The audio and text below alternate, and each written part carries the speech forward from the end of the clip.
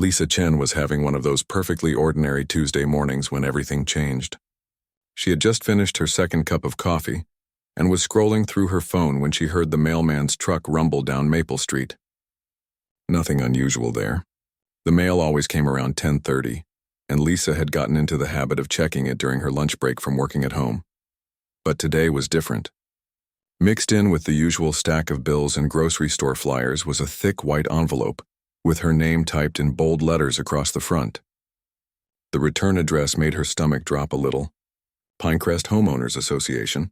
In the 3 years she had lived in this quiet suburban neighborhood, she had never received anything from the HOA except the monthly newsletter that mostly talked about upcoming community events and reminders to keep lawns trimmed. Lisa tore open the envelope right there on her front porch, still wearing her fuzzy slippers and old college sweatshirt. What she read made her sit down hard on her porch steps.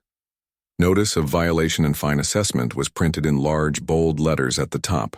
Below that, in smaller but equally serious-looking text, the letter informed her that she was being fined $500 for unauthorized modification of common area, property, and creation of unsightly dirt pathways that negatively impact community aesthetics. Lisa, read the letter 3 times, each time more confused than the last. Unauthorized modification? Dirt pathways? She looked around her small front yard with its neat flower beds and recently mowed grass. Everything looked exactly the same as it had when she bought the house. She walked around to her backyard, scanning every inch of her property. The wooden fence was in good shape. Her vegetable garden was thriving and her small patio looked just fine. Then it hit her. The only dirt road anywhere near her property was the narrow trail that ran behind her back fence. But that had been there when she moved in. She remembered walking along it during her very first week in the neighborhood, exploring the area and getting her bearings. The trail connected her street to Riverside Park, winding through a small wooded area that had always felt like a peaceful escape from suburban life. Lisa had used that trail countless times over the past 3 years. During the pandemic, when gyms were closed, it became her daily jogging route. She would slip through the gap in her back fence, follow the dirt path for about half a mile, and end up at the park where she could do her stretching exercises by the pond. She had seen other neighbors using it too. Mrs. Rodriguez from 2 houses down walked her golden retriever there every evening. The teenager from across the street rode his bike along the trail to get to his job at the ice cream shop near the park. The letter went on to explain that satellite imagery from the past several years showed the dirt path becoming more pronounced and wider. Since the trail ran directly behind Lisa's property line, the HOA board had determined that she must be responsible for creating and maintaining this unauthorized pathway. The letter included 2 aerial photographs that supposedly showed the progression of the trail over time. Lisa stared at the photos, trying to make sense of what she was seeing.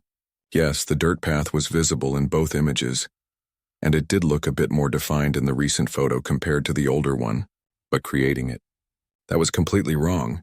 The path had been there long before she arrived. She was sure of it. The letter continued with increasingly formal language about property values, community standards, and the importance of maintaining the natural landscaping aesthetic that made Pinecrest such a desirable place to live.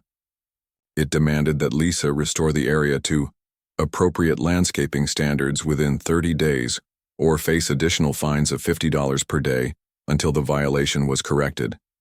$500. Lisa's hands shook slightly as she held the letter. That was a significant chunk of her monthly budget.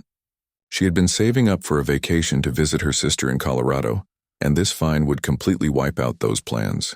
But it wasn't just the money that bothered her. It was the accusation itself.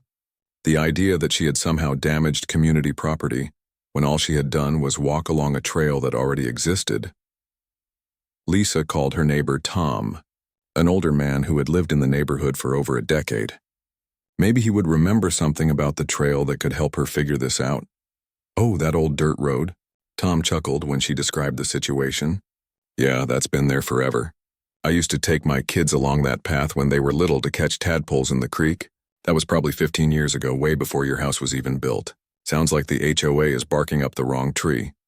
Tom's words were reassuring, but they also made Lisa more determined to fight this ridiculous fine. If the trail had been there for 15 years or more, then the HOA's accusation was completely unfounded.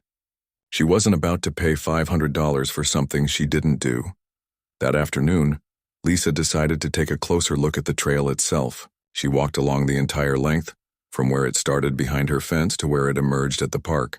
The path was well worn, with packed earth and occasional roots from the large oak and maple trees that lined both sides. In some spots, she could see evidence of old drainage work, with small stones arranged to help water flow during heavy rains. This wasn't the kind of casual pathway that forms from a few people walking the same route. This looked like it had been here for a very long time. As she walked, Lisa met Janet, another neighbor who was out walking her small terrier. Janet had lived in the area for 8 years and confirmed what Tom had told her. The trail had definitely been there when she moved in, and she had always assumed it was some kind of old utility access road or maybe a remnant from when the land was still undeveloped. "I can't believe they're trying to blame you for that path," Janet said, shaking her head. "That's just crazy. Half the neighborhood uses that trail. My husband rides his mountain bike there on weekends, and I see people jogging there all the time." By the time Lisa got home that evening, she had made up her mind. She wasn't going to pay this fine, and she wasn't going to quietly accept the HOA's false accusation. She had 30 days to respond, and she was going to use every one of them to prove that she had done nothing wrong. The first step would be attending the next HOA board meeting. According to the community website, meetings were held on the first Thursday of every month at 7 o'clock in the evening at the community center. That gave her exactly 9 days to prepare her case. Lisa spent the rest of the week gathering evidence. She took dozens of photos of the trail, documenting its condition and the signs of long-term use. She printed out copies of her property deed and survey to show exactly where her land ended and the common areas began. She even found her old real estate listing from when she bought the house, which included aerial photos that clearly showed the dirt path already existed at the time of purchase. But as she prepared for the meeting, Lisa couldn't shake the feeling that she was missing something important about this whole situation. The trail looked so established, so permanent. It seemed strange that no one in the HOA would know its history. There had to be more to this story than anyone realized. The Pinecrest Community Center had never felt so intimidating to Lisa. She had been there plenty of times before for neighborhood barbecues and holiday parties, but tonight the familiar space felt different. The folding chairs were arranged in rigid rows facing a long table where 5 HOA board members sat with serious expressions and neat stacks of papers in front of them. Lisa arrived 15 minutes early, clutching a manila folder containing all the evidence she had gathered over the past week. She chose a seat in the third row, close enough to be heard clearly but far enough back to avoid feeling like she was in a courtroom. Other residents trickled in slowly, most of them looking like they would rather be anywhere else on a Thursday evening. The board president, Patricia Wells, called the meeting to order at exactly 7 o'clock. Patricia was a woman in her early 60s who had retired from a career in banking and seemed to approach HOA business with the same level of seriousness she had once reserved for mortgage applications. She wore a navy blazer and had her gray hair pulled back in a neat bun that suggested she meant business. "Before we begin with our regular agenda items," Patricia announced, "we need to address a property violation matter. Lisa Chen, could you please come forward?" Lisa's heart started pounding as she walked to the front of the room. She could feel the eyes of 30-some neighbors on her back, and she wondered how many of them already knew about her situation. The HOA had a way of spreading news quickly through the community. Patricia gestured to a chair that had been placed facing the board table. "Please have a seat. We received your request to address the board regarding violation notice number 2024-15. You have 5 minutes to present your case." 5 minutes. Lisa had spent hours preparing what she wanted to say, and now she had to condense it all into 5 minutes. She opened her folder and pulled out her first piece of evidence. "Thank you for allowing me to speak," Lisa began, surprised by how steady her voice sounded. "I'm here because I believe there's been a serious mistake. The violation notice claims that I created an unauthorized dirt pathway behind my property, but this trail was already there when I bought my house 3 years ago." She held up a photo from her real estate listing. "This aerial view was taken for my property listing in 2021. You can clearly see the dirt path running behind what would become my backyard. I didn't create this trail. I have just used it, the same way many other neighbors have." Board member Doug Mitchell, a man in his 50s who worked in construction, leaned forward to examine the photo. The issue isn't whether the path existed before, he said. The issue is that our satellite imagery shows it's gotten much worse since you moved in. It's wider, more defined, and frankly, it's becoming an eyesore. Lisa felt her frustration rising, but she forced herself to stay calm. I understand your concern about the appearance, but I don't think it's fair to blame me for normal wear and tear from community use. At least a dozen neighbors use this trail regularly. I've seen people walking dogs, jogging, biking, and taking their kids to the park. That's exactly the problem, said board member Jennifer Hayes, a woman about Lisa's age who worked as a real estate agent. If you hadn't made this trail more accessible from your property, other people wouldn't be using it as much. The increased traffic is your responsibility. Lisa blinked in confusion. More accessible from my property? What do you mean? Patricia shuffled through her papers and pulled out a printed satellite image. According to our research, you've widened the gap in your back fence, making it easier for people to access the trail. That's what we mean by unauthorized modification. Lisa stared at the image, trying to make sense of what she was seeing. Yes, there was a gap in her fence where she entered the trail, but she hadn't created it. That gap was there when I moved in, she said. The previous homeowner told me it was for accessing the trail. I assumed it was intentional. Do you have any proof of that? Doug asked. Lisa felt her carefully prepared argument starting to crumble. She had photos of the trail, her property survey, and her real estate listing, but she didn't have specific documentation about the fence gap. She had taken the previous owner's word for it. I spoke with several long-term neighbors, Lisa said, changing tactics. Tom Morrison has lived here for over 10 years, and he says the trail was there long before my house was even built. Janet Phillips has been here 8 years and confirms the same thing. Patricia made a note on her legal pad. We'll need sworn statements from these neighbors if you want to use their testimony. Personal conversations don't constitute official evidence. The formality of it all was starting to overwhelm Lisa. She had expected a reasonable conversation about a simple misunderstanding, not something that felt like a legal proceeding. I'm not trying to avoid responsibility, she said. I just don't understand why I'm being blamed for something I didn't do. Board member Robert Kim, who had been quiet until now, spoke up. The reality is someone has to be held accountable. Property values in our community depend on maintaining certain standards. We can't have dirt trails cutting through our common areas, regardless of how they got there. But if the trail was already here when the neighborhood was developed, shouldn't that be taken into consideration? Lisa asked. That's not really relevant to the current situation, Patricia replied. What matters now is that we have a property maintenance issue that needs to be addressed. The satellite imagery clearly shows that the trail has become more pronounced during the time you've lived here. As the adjacent property owner, you're the most likely person responsible for that change. Lisa felt like she was arguing in circles. Every point she made seemed to be dismissed or redirected back to the same conclusion. Somehow she was responsible for this problem. What exactly do you want me to do? She asked. Doug consulted his notes. The violation notice spells it out clearly. You need to restore the natural landscaping in that area, remove the trail, plant grass or native vegetation, and close off any access points from your property. Remove the entire trail? Lisa couldn't hide her shock. But other people use it too. Mrs. Rodriguez walks her dog there every day. The teenage boy across the street uses it to get to work. You'd be taking away something that benefits the whole neighborhood. That's not our concern, Jennifer said. Our concern is property values and community standards. Unofficial trails through common areas don't meet those standards. Lisa looked around the room at her neighbors, hoping to see some support on their faces. A few people looked sympathetic, but most seemed uncomfortable and avoided making eye contact. She realized that none of them wanted to get involved in a dispute with the HOA board. What if I refuse to pay the fine? Lisa asked. Patricia's expression didn't change. The fine stands at $500, payable within 30 days. If you don't comply with the restoration requirements, you'll be assessed an additional $50 per day until the violation is corrected. If fines remain unpaid, we can place a lien on your property. A lien on her property. Lisa felt a cold shock run through her. This wasn't just about $500 anymore. This could affect her ability to sell her house someday. I'd like to formally appeal this decision, Lisa said, though she wasn't sure what that would accomplish.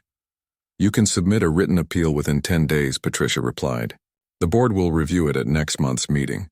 However, The fine and restoration timeline remain in effect during the appeal process. Lisa gathered her papers, feeling defeated. She had presented her evidence, made her case, and tried to reason with the board, but nothing had worked. They seemed determined to hold her responsible regardless of the facts. As the meeting moved on to other business, Lisa sat in her chair, barely listening to discussions about landscaping budgets and pool maintenance schedules. She kept thinking about the board's demand that she remove the entire trail. It seemed so wasteful and unnecessary. The path connected the neighborhood to the park in a way that walking along the street couldn't match. It was safer, more peaceful, and gave residents a chance to enjoy the natural wooded area. After the meeting, a few neighbors approached Lisa with quiet words of support. Tom Morrison shook her hand and offered to write the sworn statement the board had requested. Janet Phillips said she thought the whole thing was ridiculous and promised to help however she could. But as Lisa drove home, she felt more confused than ever. The board members hadn't seemed malicious or unreasonable as individuals. They genuinely believed they were protecting property values and maintaining community standards. The problem was their conclusion felt completely wrong to her. There had to be something she was missing. Some piece of information that would make sense of this whole situation. The trail looked too established, too intentional to be just a random path worn down by foot traffic. And if it had been there before the neighborhood was built, why didn't anyone on the HOA board know about it? Lisa decided that before she spent her life savings fighting this fine, she needed to dig deeper into the history of her neighborhood and that mysterious dirt trail. Lisa spent the weekend feeling frustrated and overwhelmed. The HOA board's dismissive attitude had left her angry, but more than that, it had made her curious. She couldn't shake the feeling that there was something important everyone was missing about that dirt trail. Sunday afternoon, while she was watering her vegetable garden, she decided to take action. Her first stop Monday morning was the county clerk's office downtown. Lisa had never been there before, and the building felt like something from another era, with marble floors and high ceilings that echoed every footstep. At the information desk, a friendly woman named Carol explained how to access property records and historical documents. "What exactly are you looking for?" Carol asked, leading Lisa to a computer terminal. "I need to find out about the history of my neighborhood," Lisa explained.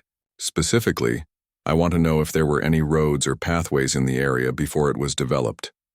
Carol showed her how to search the county's digital archives, starting with current property maps and working backward through time. Lisa pulled up her address and began scrolling through decades of records. It was slow work, and most of the documents were filled with technical language about property boundaries and zoning classifications that she didn't fully understand. After 2 hours of searching, Lisa found something interesting. A survey map from 1995 showed the area before any houses were built. Instead of the neat suburban streets she knew, the map showed farmland divided into large parcels. And running right through the middle of what would eventually become her neighborhood was a thin line labeled Millbrook Trail. Lisa's heart started beating faster. She printed the map and kept searching.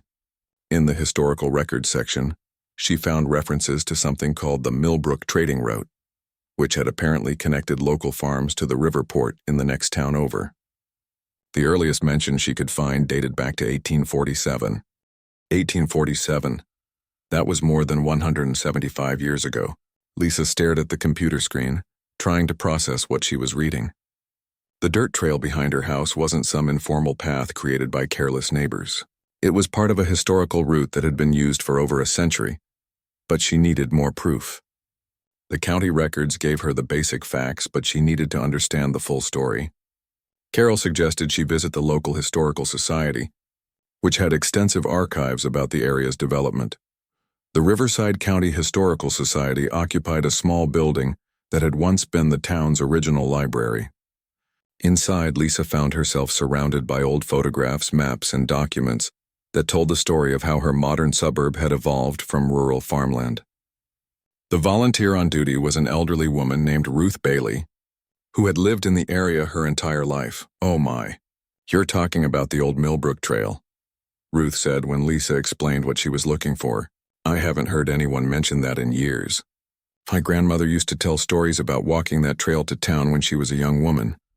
Ruth led Lisa to a filing cabinet filled with old survey maps and photographs. She pulled out a folder labeled Historic Transportation Routes, and spread several documents across a large table. Lisa's eyes widened as she saw map after map showing the same trail, labeled with different names over the decades but following the exact same route. The trail was originally created by Native American tribes, Ruth explained, pointing to the oldest map in the collection. European settlers started using it in the 1840s to move goods between the inland farms and the river port. By the 1880s, it was one of the main routes for bringing crops to market. Ruth showed Lisa a photograph from 1923 that made her gasp.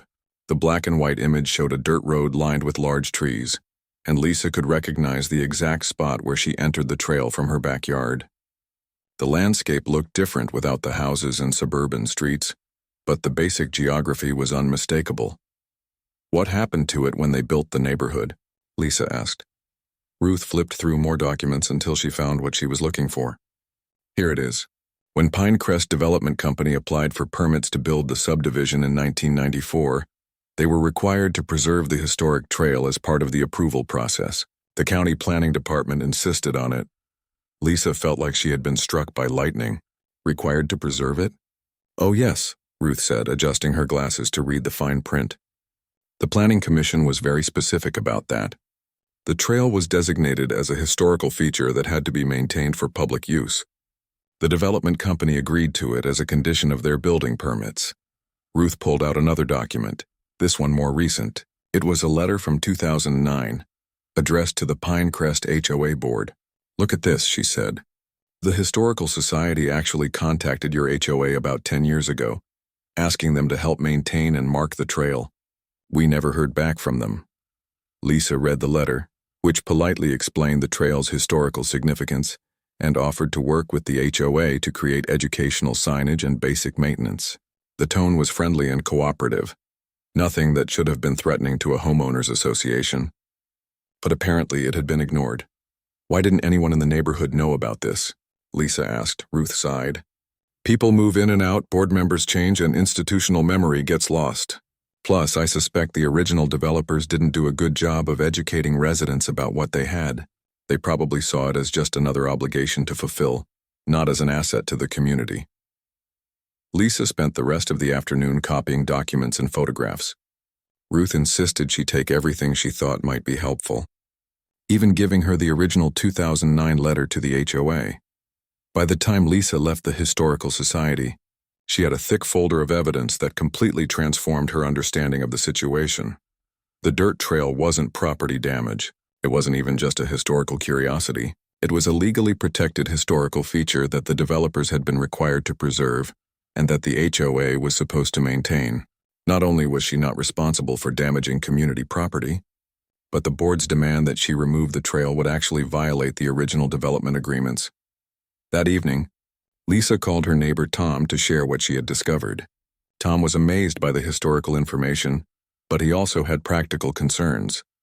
This is incredible, he said, but do you really think the HOA is going to admit they were wrong? Patricia Wells doesn't strike me as someone who likes to back down from a fight. Lisa had been wondering the same thing. The board members had seemed so certain of their position at the meeting. Would historical documents and legal requirements be enough to change their minds? Or would this turn into an even bigger battle? She decided to start with a reasonable approach. Rather than waiting for the next board meeting, she would write a formal letter presenting all of her new evidence. Maybe if the board members had time to review everything privately, they would be willing to reconsider their position without the pressure of a public meeting. Lisa spent Tuesday evening crafting her letter, trying to strike the right tone between being informative and being confrontational. She didn't want to make the board members feel like she was attacking them personally, but she also needed to make it clear that their violation notice was based on incorrect information. She included copies of the historical maps, the development agreements, the photographs from 1923, and the unanswered letter from 2009. She explained that the trail was not only historically significant, but legally protected, and that removing it would likely violate county regulations and the neighborhood's original building permits. At the end of the letter, Lisa made a suggestion that she hoped would appeal to the board's sense of community pride. Instead of viewing the trail as a problem to be eliminated, why not embrace it as a unique feature that added character and value to their neighborhood? With proper signage and basic maintenance, The historic trail could become something that set Pinecrest apart from other suburban developments. Lisa mailed the letter on Wednesday morning, along with a request that it be distributed to all board members before the next meeting. Then she settled in to wait, hoping that reason and historical evidence would be enough to resolve the situation. But as the days passed without any response from the HOA, Lisa began to suspect that her fight was far from over. The board had invested their credibility in the violation notice. Admitting they were wrong wouldn't just mean dropping the fine against her. It would mean acknowledging that they had fundamentally misunderstood their own community's history and legal obligations. 2 weeks after sending her letter, Lisa received a brief response from Patricia Wells. The board had reviewed her information and would be discussing the matter at the next meeting. Lisa was welcome to attend and present her findings, but the violation notice remained in effect pending their decision. It was a polite way of saying that nothing had changed. Lisa realized that her evidence, no matter how compelling, wasn't going to speak for itself. She was going to have to fight for the truth, and she was going to have to do it in front of the entire community. The community center was more crowded than Lisa had ever seen it. Word had spread through the neighborhood about her dispute with the HOA, and it seemed like everyone wanted to see how this drama would unfold. Lisa arrived early, carrying 2 large folders filled with all the evidence she had gathered from the county records and historical society. She had spent the previous evening organizing everything and practicing what she wanted to say. This time, Lisa chose a seat in the front row. She was done being polite and staying in the background. If the board wanted to maintain their accusation against her, they were going to have to do it while looking her directly in the eye. Patricia Wells called the meeting to order and immediately addressed the elephant in the room. Before we proceed with regular business, we need to resolve the matter of Violation Notice 2024-15.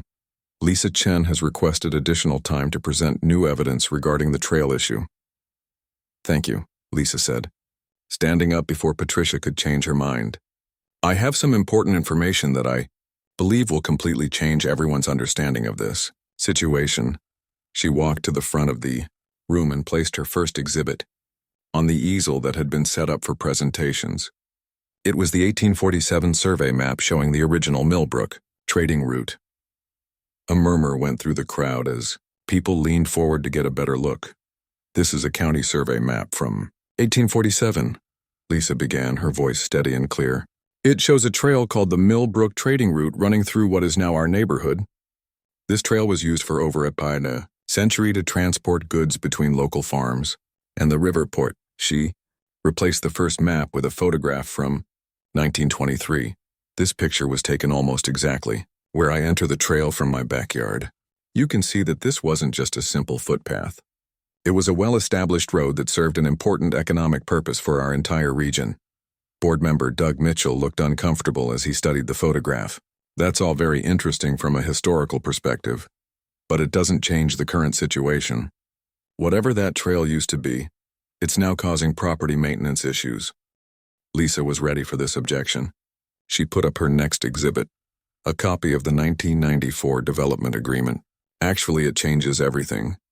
When Pinecrest Development Company built our neighborhood, they were required by the county to preserve this historic trail. It's right here in the building permits. She pointed to the relevant section, which she had highlighted in yellow. The developers agreed to maintain the Millbrook Trail as a historical feature and to ensure continued public access. This wasn't optional. It was a legal requirement for getting permission to build our houses. Patricia Wells reached for the document, studying it with a frown. Even if that's true, it was nearly 30 years ago. The original development company is long gone, and current property owners can't be held responsible for agreements they didn't sign. But the HOA can, Lisa replied. When our neighborhood was incorporated as a homeowners association, you inherited all the rights and responsibilities that came with the original development, including the obligation to maintain this historic trail. She pulled out the letter from 2009 that Ruth Bailey had given her. In fact, the Historical Society tried to work with this board over a decade ago. They sent this letter offering to help with maintenance and educational signage. The board never responded. Jennifer Hayes looked genuinely surprised as she read the letter. I've been on this board for 6 years and I've never seen this before. That's because institutional memory gets lost, Lisa said. People move, board members change, and important information falls through the cracks. But that doesn't make the legal obligations go away. Lisa could see that she was making an impact. Several board members were exchanging glances, and the crowd of neighbors was listening intently. But she wasn't finished yet. Here's what really concerns me, Lisa continued, putting up a current satellite image of the neighborhood. The board's violation notice demands that I remove this trail and restore natural landscaping. But doing that would actually be illegal. We would be destroying a protected historical feature that we're required by law to maintain. Robert Kim, who worked as an accountant and usually focused on the HOA's financial matters, looked genuinely worried. Are you saying we could face legal problems if we enforce this violation notice? I'm saying that anyone who destroys a historically protected feature could face significant penalties from the county, Lisa replied. I contacted the planning department last week. They confirmed that the Millbrook Trail is still listed as a protected historical resource. This was actually a slight exaggeration. Lisa had called the planning department, but she had only spoken to a receptionist who promised that someone would call her back. She was still waiting for that return call, but the board didn't need to know those details. Patricia Wells was clearly feeling the pressure. Even if everything you're saying is accurate, we still have a property maintenance issue. The trail has deteriorated significantly, and some residents have complained about its appearance. Lisa nodded. I agree that the trail needs better maintenance. But the solution isn't to destroy it. The solution is to fulfill our legal obligation to maintain it properly. With some basic landscaping and maybe some gravel in the muddy spots, this could become a real asset to our community. She put up her final exhibit, a color photograph she had taken the previous day, showing the trail at its most photogenic spot, where it curved through a grove of mature oak trees. Look at this from a different perspective.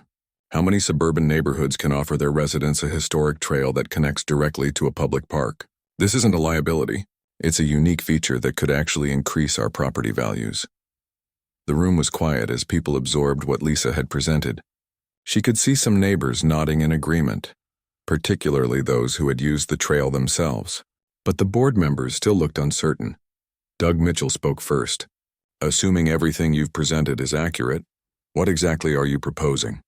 I'm proposing that the board withdraw the violation notice against me and acknowledge that the trail is a protected historical feature, not property damage, Lisa said. Then I'm proposing that we work with the Historical Society to create a proper maintenance plan and maybe add some educational signage that explains the trail's significance. And who's going to pay for all of this maintenance and signage? Patricia asked. Lisa had anticipated this question too. The same way we pay for maintaining all of our other common areas.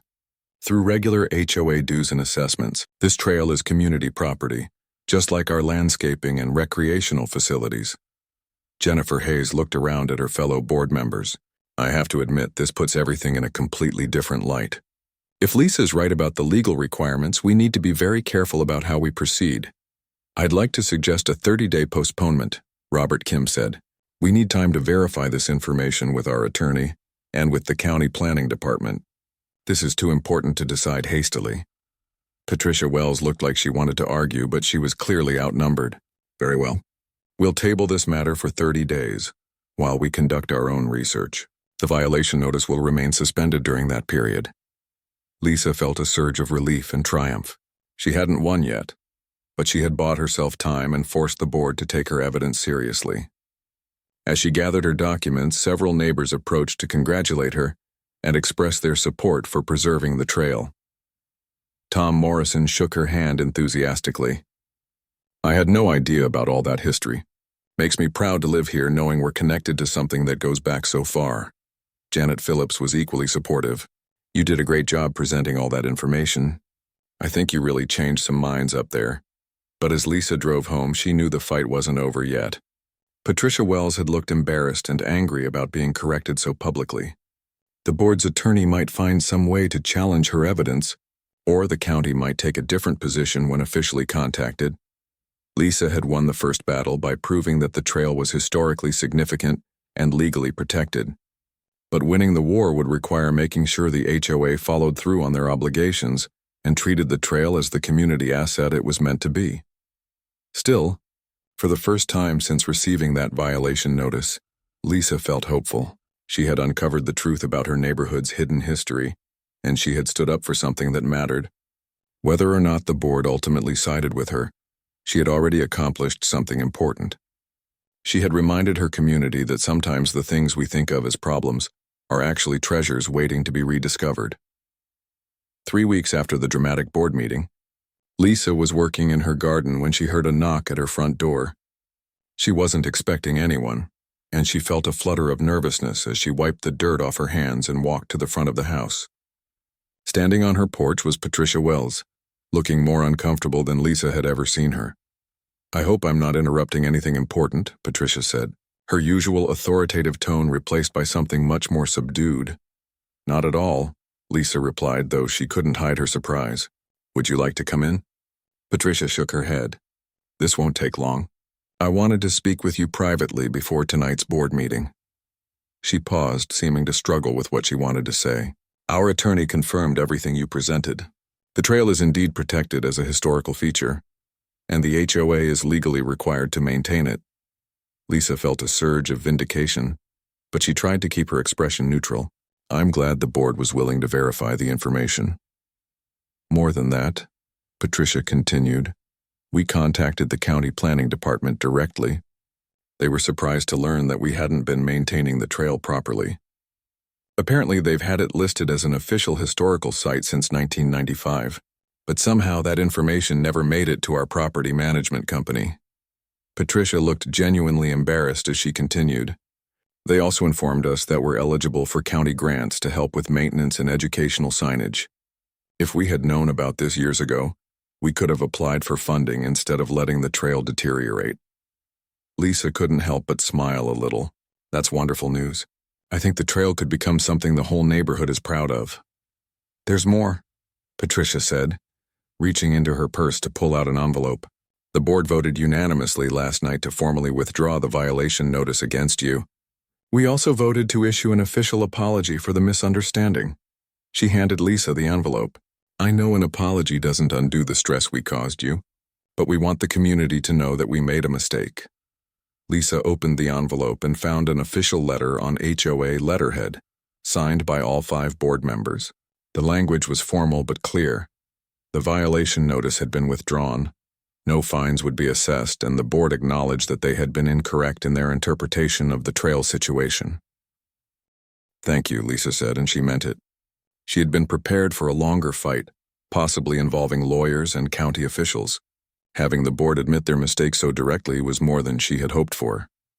"There's actually one more thing," Patricia said, looking slightly more like her usual confident self.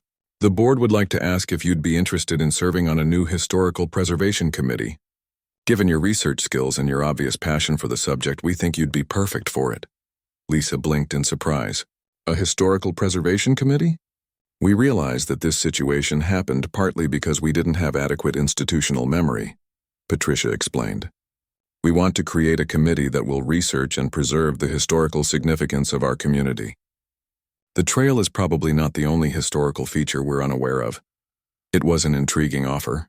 Lisa had discovered that she genuinely enjoyed the research process, and she had found the neighborhood's history fascinating.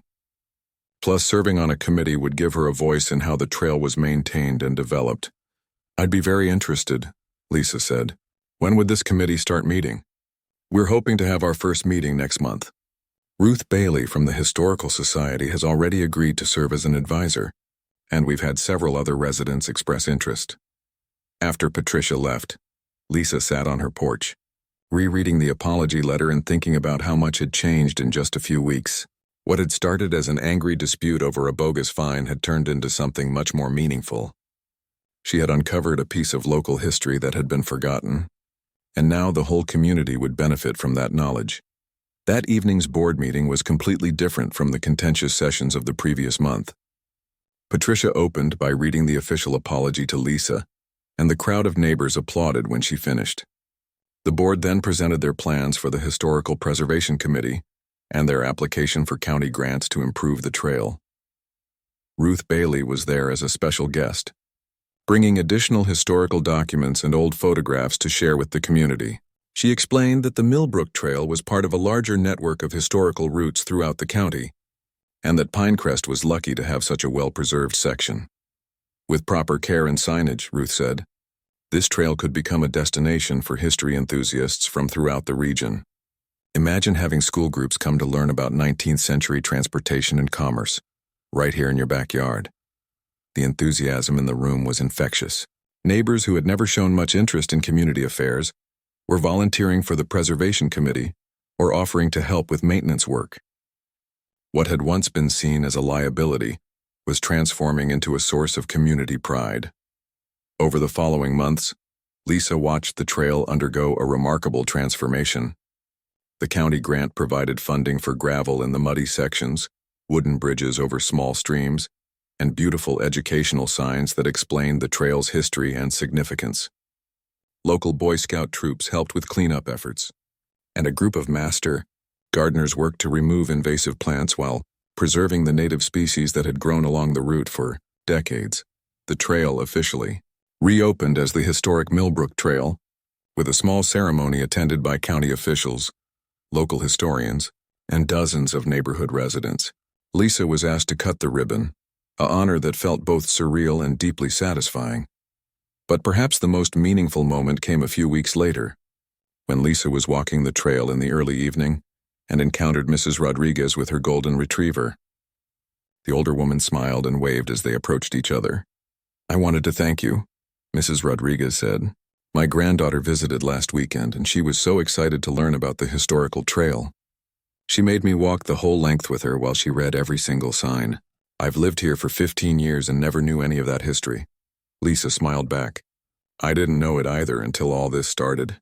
It's amazing how much history can be hidden in plain sight." As she continued her walk, Lisa reflected on how the whole experience had changed her relationship with her neighborhood. She had moved to Pinecrest looking for a quiet place to live, but she had found something much more meaningful, a community with a rich history and neighbors who cared about preserving it for future generations. The Historical Preservation Committee had grown to include 12 active members, and they were already researching other aspects of the area's past. They had discovered that one of the neighborhood streets followed the route of an old stagecoach line, and they were investigating rumors of a historic cemetery somewhere in the undeveloped land behind the park. Lisa had also become something of a local expert on property research, helping other residents trace the histories of their own homes and resolve questions about property boundaries and historical features. It wasn't a role she had ever expected to play, but it was one that brought her genuine satisfaction. As she reached the end of the trail where it opened onto the park, Lisa paused to read the main historical marker one more time. The sign told the story of the Millbrook trading route, from its origins as a Native American path through its importance to 19th century commerce and its preservation as a community asset. At the bottom, in smaller text, was a note acknowledging the neighborhood residents who had worked to research and preserve the trail. Lisa's name was listed first, identified as the community historian whose research uncovered the trail's significance. It was a simple acknowledgement, but it represented something much larger. The power of one person to make a difference by refusing to accept an injustice and having the courage to dig deeper for the truth. What had started as an angry response to an unfair fine had become a journey of discovery that enriched her entire community. And as Lisa walked home along the historic trail that she had helped save, she couldn't help but smile at the thought that sometimes the best way to solve a problem is to discover that it was never really a problem in the first place.